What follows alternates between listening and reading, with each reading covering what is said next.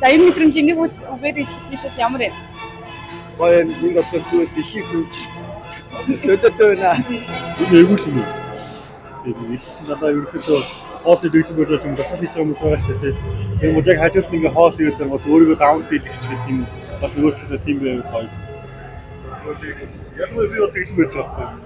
Тэгээ хараад идмээр санагдчих шүү дээ.